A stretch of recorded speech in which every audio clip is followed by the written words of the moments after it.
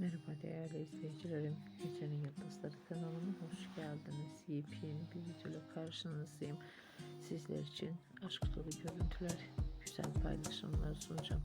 Paylaşımlarım Bir Zamanlar Partner, şimdi de sevgili olan Yağmur Öztürk ve Erkan Bey çiftinden olacak.